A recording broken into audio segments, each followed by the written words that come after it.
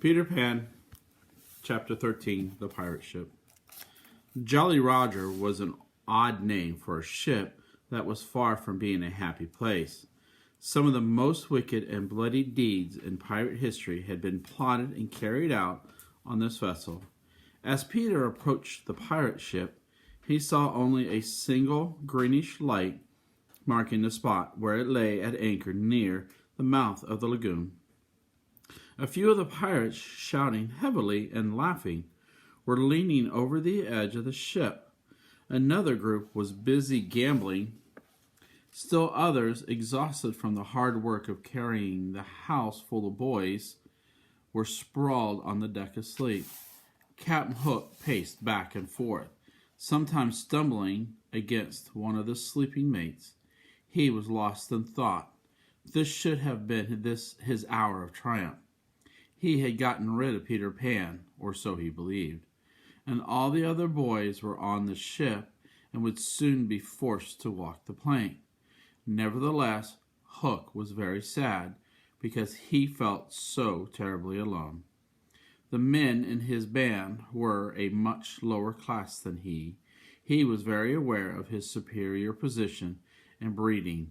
He regarded his shipmates as not much better than the beasts on the island. The drunken pirates were dancing wildly around the ship now. Hook scolded them, reminded them that there was important business to conduct. Are all the children chained so that they can't fly away, he asked. Aye, aye. Then hoist them up. The prisoners were hauled out, all except for Wendy, and placed in a line in front of Hook. Now then, bullies, the captain grinned. 6 of you will walk the plank tonight.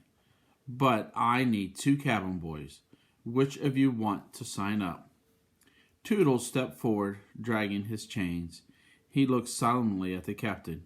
You see, sir, I don't think my mother would like me to be a pirate. Would your mother want you to be a pirate, Slightly? I don't think so, the boy replied. How about you, Nibs? What would your mother say? She would agree with yours, Curly. What would... Shut up, all of you, interrupted Hook. He turned to John. You boys have you ever thought about being a pirate? John, who had followed the conversation in silence, seemed pleased that the captain had chosen him. I might want to be a pirate. I once thought of calling myself Red-Handed Jack, he confessed. That's a good name, grinned Hook.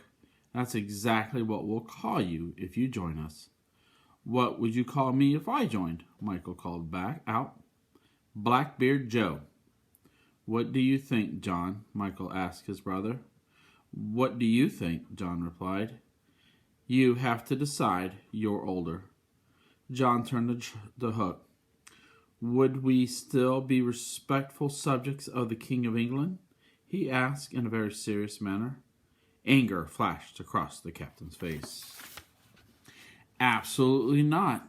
You would have to swear down the king, he replied. Then I refuse to become a pirate, snapped John. I refuse too, echoed Michael. Hook was furious. That seals your doom, he roared. Bring up their mother and get the plank ready, he ordered.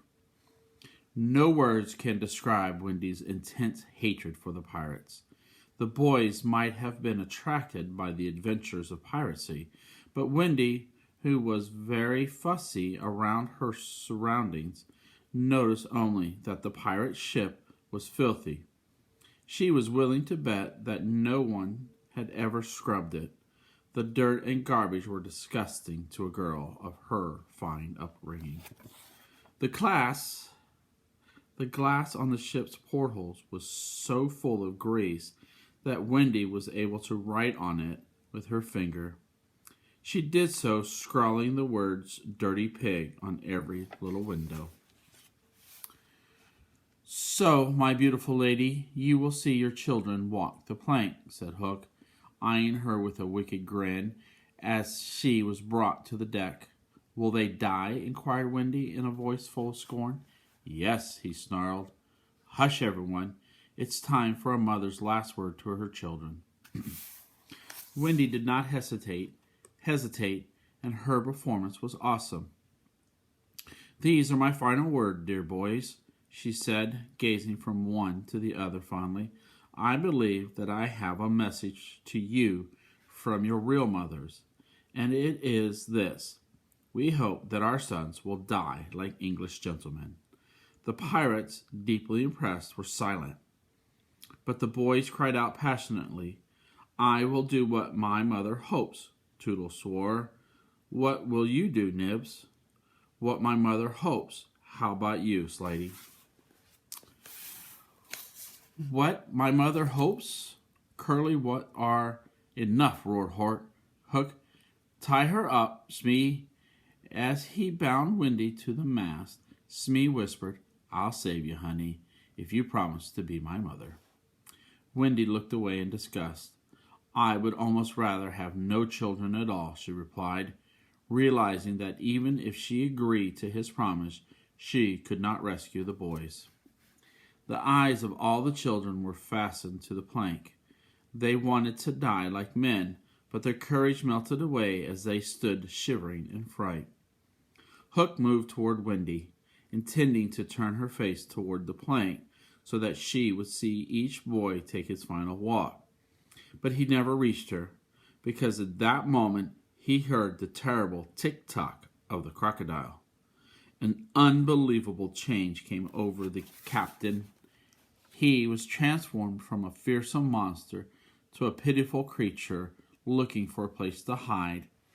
A terrified thought pierced his brain. The crocodile is about to board the ship. The boys, dragging their chains with them, moved to the edge of the ship to watch the animals approach. But, wondrous to tell, there was no crocodile. Instead, they saw Peter Pan, signaling the boys to remain silent so as not to arouse the pirate's suspicion. Peter continued to imitate the ticking sound of the crocodile. Love you guys.